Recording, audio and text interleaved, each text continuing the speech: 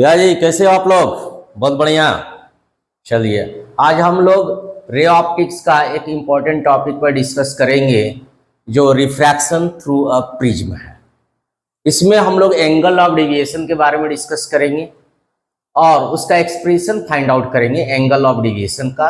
And also हम लोग ये देखेंगे कि मिनिमम डेविएशन का केसेस क्या होते हैं, किस कंडीशन में डेविएशन जो है एंगल ऑफ डेविएशन वो मिनिमम हो। तो सबसे पहले हम लोग ये सीखेंगे कि एंगल ऑफ डेविएशन होती क्या है। तो let us define the angle of deviation. Angle of deviation जिसको हम लोग डेल्टा से रिप्रेजेंट करते हैं। देखिए एंगल ऑफ डेविएशन होती क्या है, ये जो ओरिजिनल इंसिडेंट रे है ये इंसिडेंट करके इस डायरेक्शन में जाती और ये इमर्जेंट रे किसको बोलते हैं? फाइनल रे जो हमारा है emergent ray, that is the final ray obtained after refraction through the prism and it is our incident ray. Incident ray, अब देखिए ये इंसिडेंट रे अगर बेंड नहीं करती, ओरिजिनली इसका जो डायरेक्शन है ये स्ट्रेट है, ये इमर्जेंट रे का डायरेक्शन है और ये दोनों का बीच का जो एंगल फॉर्म हुआ that is denoted by delta and it is called angle of deviation. इसी को हम लोग एंगल ऑफ डेविएशन बोलेंगे। इसको अगर डिफाइन करना हो सिंपल सा सेंटेंस में तो हम लोग कैसे डिफाइन करेंगे? It is the angle made by the direction of the incident ray with the emergent ray. Then we can define here it is the angle made by the incident ray with the direction of the emergent ray. ये simple definition हम लोग लिख सकते हैं। Is it clear? Note कर लेंगे आप लोग ये डिफिनेशन। देन अब हम लोग एक बार डायग्राम को समझे कि ये डायग्राम कैसे बना है। ये हमारा इंसिडेंट रे है जो इस प्रिज्म का सरफेस पे इंसिडेंट कर रही है। इस प्रिज्म का सरफेस पे हम लोग एक नॉर्मल बनाए हैं जिसको N1 से रिप्रेजेंट किए, that is the normal to this surface AB। Now after incident on this surface हमारा रेज जो है रेयर टू डेंसर मीडियम में जा रही है तो इट बेंड्स टुवर्ड्स द किधर होगी? नॉर्मल। ये जो रेज है नॉर्मल के तरफ बेंड करेगी। नॉर्मल हमारा ये है तो इसके तरफ बेंड करेगी। रेज को जाना चाहिए तो ओरिजिनली इस डायरेक्शन में, लेकिन ये नॉर्मल के अलोंग बेंड कर जाएगी और ये ऐसे बेंड हो गया। नॉर्मल ये हमारा इस डायरेक्शन में बेंड करेगा नॉर्मल की तरफ, इधर नहीं जाकर इधर। ये रेज यहां गई, सेकेंड सरफेस में स्ट्राइक किया। After striking the second surface ये रेज क्या होगा? Bends away from the normal होगी, क्योंकि यहाँ पर डेंसर से रेयर मीडियम में जा रही है। इधर ग्लास है, prism made of glass, glass से एयर में जा रही है तो bends away from the normal होगा। ये यहाँ पे एक नॉर्मल टू द सरफेस मैंने ड्रॉन किया N2, ऐसे अवे रेज को जाना चाहिए एक्चुअली दिस डायरेक्शन में, ऐसे चली जाती रेज, ऐसे नहीं जाके क्या हुआ? ये बेंड कर गया इधर अवे फ्रॉम द नॉर्मल। इस डायरेक्शन में तो नॉर्मल से और अवे बेंड कर गया। इस एंगल को हम लोग इमर्जेंट एंगल ऑफ इमर्जेंस बोलते हैं, that is denoted by E। ये फाइनली जो रेज मिला ऑब्टेंड हुआ हम लोग को उसको इमर्जेंट रे बोलते हैं। It is clear? ये जो डायग्राम है ये डायग्राम क्लियर होना चाहिए तभी इसका डेरिवेशन समझ में आएगी आप लोगों को। इसको हम लोग एंगल ऑफ प्रिज्म बोल देंगे, that is angle A। It is called angle of prism और इसको हम लोग बोलते हैं base of the prism, that is here BC। Now let us derive the expression for angle of prism and minimum deviation का cases को हम लोग देखेंगे। ओके, आप लोग नोट कर लेंगे, ये डायग्राम भी बना लेंगे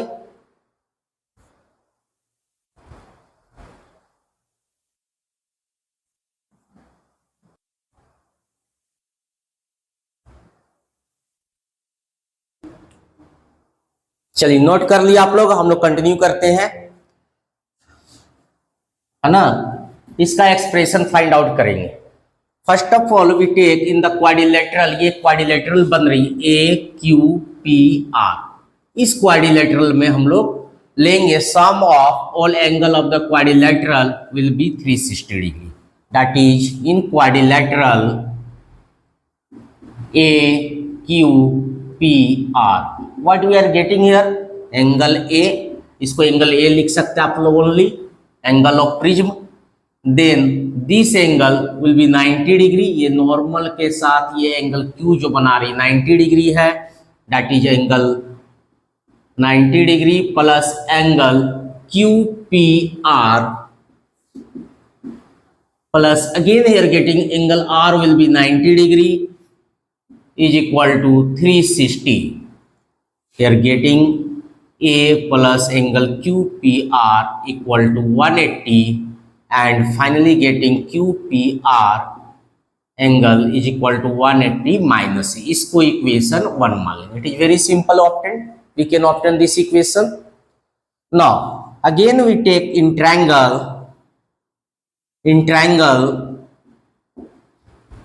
PQR.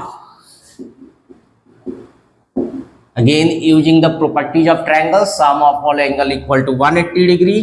That's why we are getting R1 plus angle QPR plus angle R2 is equal to 180 degree, and R1 plus R2 equal to getting 180 minus QPR, and from equation 1 what we are getting, on the place of QPR we can write 180 minus A.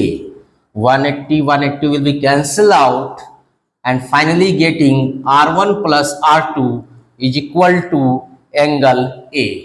Let it equation number 2. Now again in triangle QMR, the sum of two interior angle, this angle and this angle will be equal to the exterior angle, that is delta.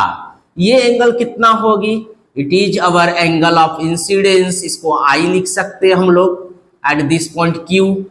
Then this total angle will be vertically opposite getting I, and it is R1, that means this angle will be getting here I minus R1. Similarly this angle is vertically opposite, this total angle will be equal to E, and that's why this angle getting E minus R2. Now in this triangle I minus R1 plus E minus R2 equal to delta, and I plus E, R1 R2 को एक साथ कर लेंगे minus common लेकर, तो ऐसा मिल जाएगा आपका equation, and finally getting I plus E and R1 plus R2 that is equal to delta plus R1 plus R2 getting here. आप यहां तक नोट कर लेंगे, इज इट, नोट कर लीजिए।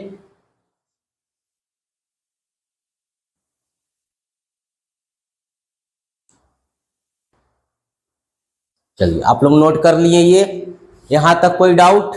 अब देखिए इस इक्वेशन को हम लोग आगे सॉल्व करेंगे तो क्या मिलेगा उसको फोकस करेंगे हम लोग। I plus E is equal to delta plus R1 plus R2. On the place of R1 plus R2, इसके जगह पे हम लोग एंगल A लिख सकते हैं, ये इक्वेशन 2 हम लोगों ने माना है, That's why यहाँ पर हम लोग एंगल A लिख दिया। ये एक इंपॉर्टेंट रिजल्ट आया मेरा, इसको याद रखना है, ये एक डेरिवेशन हो गया। हम लोग क्या देखे कि angle of incidence and emergence का सम जो होगा वो angle of deviation and angle of prism का सम का बराबर होगा। थस यहां से एक इंपॉर्टेंट रिजल्ट मिला, उसको हम लोग याद रखेंगे। The sum of angle of incidence and angle of emergence is equal to the sum of angle of क्या है, डिविएशन,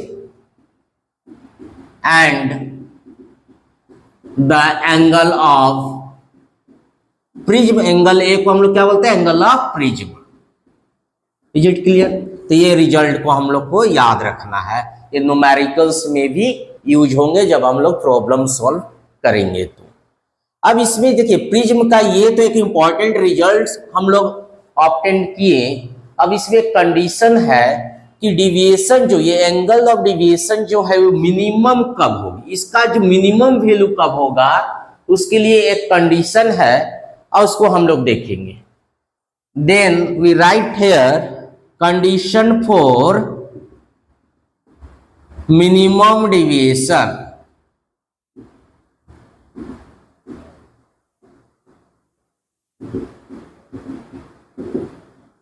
अब ये जो डिविएशन मिनिमम होती है कब, उसके लिए क्या कंडीशन है कि ये जो रेज है, दिस रेज क्यू आर, अगर ये rays parallel to the base of the prism BC का पैरेलल अगर मूव करेगी तो उस केस में ऐसा पाया गया एक्सपेरिमेंटली कि डिविएशन जो है, एंगल ऑफ डिविएशन का वैल्यू मिनिमम होगा। तो उसके लिए कंडीशन क्या लिख सकते हैं हम लोग, कंडीशन फॉर मिनिमम डिविएशन में लिखेंगे इफ द रे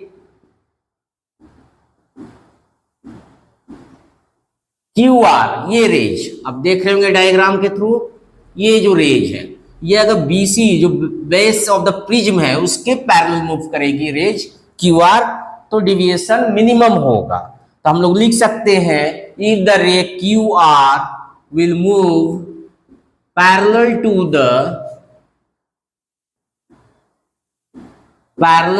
द किसके parallel, base of the prism, base of the prism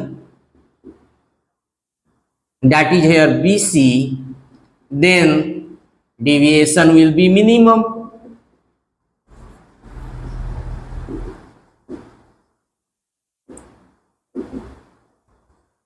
Deviation will be minimum. ये आप लोग नोट कर लीजिए। इसके बाद अब इसमें देखेंगे मैथमेटिकली इसका क्या रिजल्ट आता है, पहले आप इसको नोट कर लेंगे।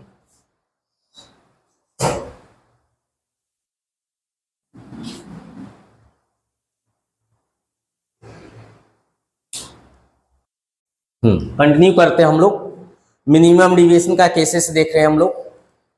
अब क्या करेंगे, जो हम लोग मिनिमम डिविएशन का केसेस देखा कि ये रेज जो है parallel to the base of the prism का अगर प्रोपगेट करेगी तो उस केस में डिविएशन मिनिमम होगा। तो उसको अगर मैथमेटिकली कन्वर्ट करें उस सेंटेंस को, तो उसके लिए अगर ये पैरेलल हो जाएगा तो R1 और R2 क्या हो जाएगी, दोनों इक्वल हो जाएगी। तो कंडीशन क्या आएगा, that is we can write here for minimum deviation R1 must be equal to R2 and ये जो एंगल ऑफ इंसिडेंस है यहाँ पे अगर ये पैरेलल प्रोपगेट करेगी तो ये क्या होगा, E के इक्वल हो जाएगा। Angle E must be equal to angle I, दोनों इक्वल होगी, means angle of incidence must be equal to the angle of emergence. ये दो कंडीशन है जिसके लिए डिविएशन मिनिमम होगी, मिनिमम डिविएशन का केस हो गया ये। अब डिविएशन अगर मिनिमम होगी तो एंगल ऑफ प्रिज्म जो होगा उस केस में इक्वेशन 2 में अगर पुट किया जाए इसको, इस केसेस को 2, 3 में पुट करने पे क्या मिलेगी, R1 plus R2 equal to हमारा इक्वेशन 2 था इक्वल टू A।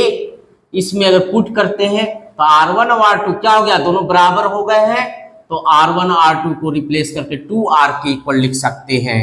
तो A इक्वल टू 2R, यहाँ पर मान लिया R1 और R2 दोनों बराबर है R का इक्वल।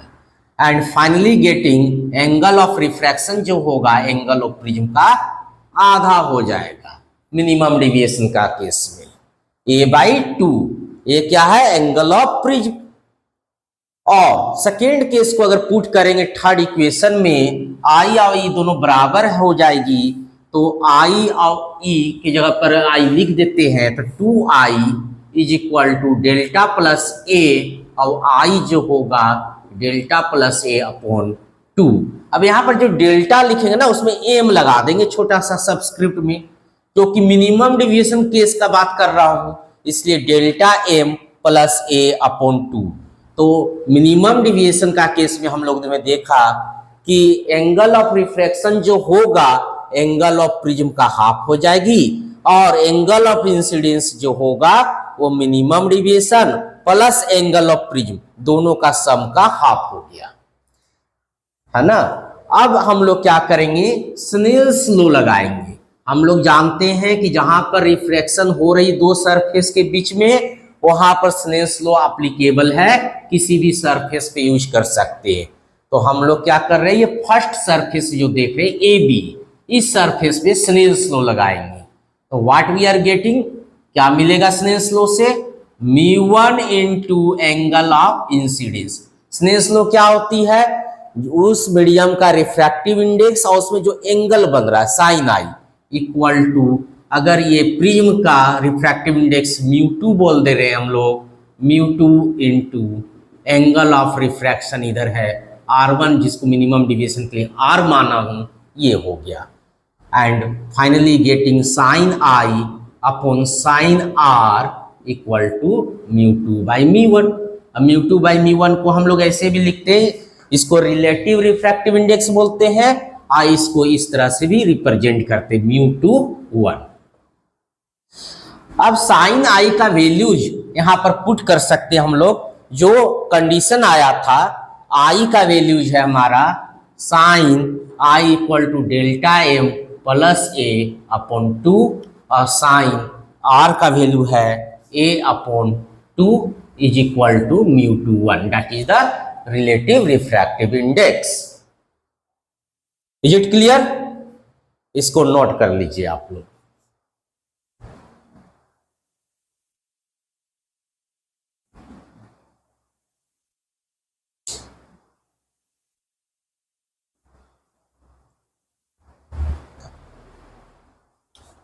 चलिए इस इक्वेशन को, जो एक्सप्रेशन आया इसको सॉल्व करते आगे हम लोग, तो क्या मिलेगी, μ2 1 इक्वल टू फाइनली मिल गया हम लोगों को साइन डेल्टा में, इसको अरेंज करके भी लिख सकते इस तरह से, a plus delta M upon 2 divided by sine a upon 2। अब यहाँ पर एक एजम्पशन लेते हैं, let us assume for small angle, for small angle, अगर ये एंगल छोटा एंगल है तो इसके लिए हम लोग क्या करते हैं कि साइन थीटा जो होती है अप्रोक्सीमेटली इक्वल टू थीटा हो जाती है। इस कंडीशन को अगर इसमें लगाएं तो क्या मिलेगा मेरे को, μ2 1, ये थीटा साइन थीटा, थीटा की जगह पे ये पूरा टर्म है तो ये साइन थीटा अप्रोक्सीमेटली थीटा होती है, तो a plus delta M upon 2 divided by a upon 2, ये मिल गया μ2 1 का वैल्यूज।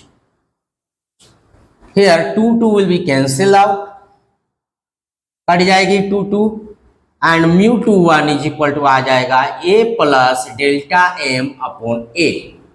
इसको और आगे सॉल्व करेंगे एंड फाइनल एक्सप्रेशन हम लोग को मिल जाएगा, जो रिजल्ट उसको याद रखना आप लोगों को। अब ये जो है इसको क्रॉस मल्टीप्लाई कर दिया हमने, a into μ2 1 is equal to a plus delta M. मेरा एम क्या है, minimum deviation angle find out करना, डेल्टा एम। तो डेल्टा एम को एक साइड रख लिया और इसको a को उधर भेज देंगे, तो a μ2 1 माइनस a, और अगर a कॉमन ले लेते हैं आप तो क्या मिल गया, μ2 1 माइनस में। ये जो आता है मेरा फाइनल एक्सप्रेशन हो गया, इसको आप लोगों को याद रखना है। It is our final expression. किसके लिए एक्सप्रेशन निकाला हम लोग, minimum deviation, angle of minimum deviation in terms of angle of prism and refractive index. ये रिफ्रैक्टिव इंडेक्स क्या है, relative refractive index of the medium. अगर इधर एयर हो जाए और ये मीडियम म्यू ग्लास बोल दें तो यहाँ पर μg का लेना रिफ्रैक्टिव इंडेक्स, और μ1 क्या हो जाएगा मेरा एयर। तो अगर इस कंडीशन को भी अप्लाई कर सकते हैं आप, तो a इंटू μg माइनस 1 ऐसा भी लिख सकता है। क्लियर है? इसको नोट कर लीजिए और ये टॉपिक देखिएगा, आप इसको कवर अप करके। अगर कुछ डाउट है तो आप कमेंट्स में लिख सकते हैं मेरे।